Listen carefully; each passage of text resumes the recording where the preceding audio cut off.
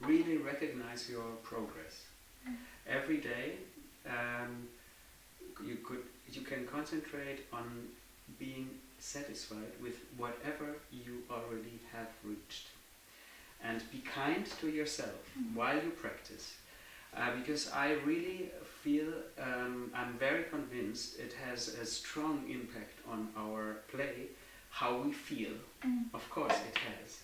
So when we feel depressed, when we practice, or sad, or whatever, not happy, of course we combine these emotions with the music, with cello playing in general, and it's of course more difficult to perform and to present yourself to the audience or to an audition jury, and make them happy, so they will like your play when you don't like your play yourself and you're not happy yourself.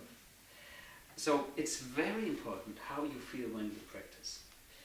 And this also has a lot of very much to do with the feeling of stress. Yeah? Of course we are stressed when we play. Everybody is fighting with the stress from the difficulties of cello playing. You are not the only one who is feeling this is too difficult, I can't play, and so on. So we need actually something to hold on while we play, which is not giving us this feeling. And what do you think would be the best thing to hold on while we play? Okay, I give an answer. Yeah. The music is emotion. Music is emotion. And when we listen to the music, we feel emotions, right? We get the music is making us feel happy, aggressive, sad, desperate, whatever the music is telling us. And these feelings we should include into our practicing. So we don't only practice the technique and expect the emotions to come when we perform. This is not really going to happen. Of course we have emotions when we perform, and they are maybe even stronger in comparison to practicing, but imagine you are training your emotional feelings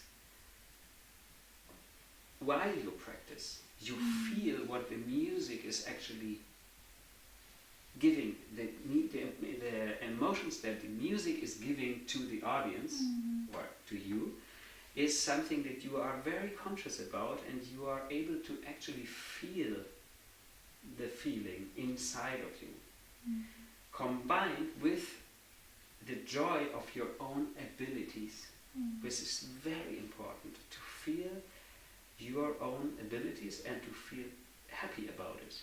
You are a great cellist. Despite you have a long way to go to become perfect, yes, but already now you play since many, many years, and you have learned so much, and you are able to play so difficult pieces on a very good level. This is already a good reason to be happy. And then when you look back the last 10 days, you improve step by step very much. The intonation is still, of course, sometimes not perfect, but you have improved many places. Okay? So then we come to something that is, I told you last time, is very important, how you present yourself. Now you will see on the video, you do not look up once. So that while you perform, we never see your eyes, and we never have any smile. So please try to play when you practice and smile a little bit and open up to the performance mode. At least once a day you should make one run through. The best is to have an audience. Maybe it's an animal, can also be an audience. It can be a video camera, a recording machine, or your brothers, sisters, mother, whoever, friends. So you should really make this step to perform, to dare to perform. At least, normally I would say 2 weeks before your actual exam, every day, one run through in front of video or friends. Yeah. Both recording and friends, family. So then you start to be a performer, because now you are a practicer. You are practicing. Yeah. Now you practiced a lot, and we can hear you practice a lot, but it's still not the performance mode. Okay, so try to get into this, and this is also now we come more to details. The Bach, in general, is allows you to be more free with time. Yeah? So you can actually use more time, and when you use more time, you feel less stress also, which is very important. And then your concentration is very much on the left hand, always. It's for everybody. We all are concentrated on the left hand completely, like 90% of our energy practicing time, maybe sometimes 100%, is going into left hand. And though the music is created by the bow, this is the servant. The left hand is the servant. Of course, it's a very important servant, but this is the king. And when we turn this around, the hand becomes the king, the music gets weak. So we will not be able to actually create emotions, because we are so concentrated on technical way of thinking. So therefore, please try to always think about your bow. And this also has to do with a very, very important matter. Your bow should have the right amount of tension and enough raising. I think you are you're having enough raising, but the tension is not enough. So we always care that the finger goes through here easily. Yeah?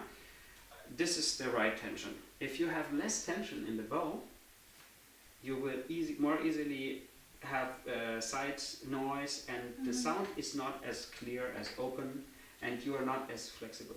So please mind your bow is strong, not too strong of course, but now like this. Okay, then the way you add weight or lightness in your arm, the way your position, of course, and the bow speed is the three very important matters, and on top the amount of how we actually twist the bow. So as if you use more hair or less hair. And if you think of that, to be conscious about what you actually do, this will improve not only your sound, your flexibility, your musicality, but also even the left hand is technically improved when you are conscious about what you do on the right hand. Where you play, what bow position do you do on what place, and are you actually sustained in the string, or are you sometimes unpurposely out of the string when you want to play forte, for example, and so on. So there are so many things that we can create with our bow that it's very sad if we don't think about it. Okay, then.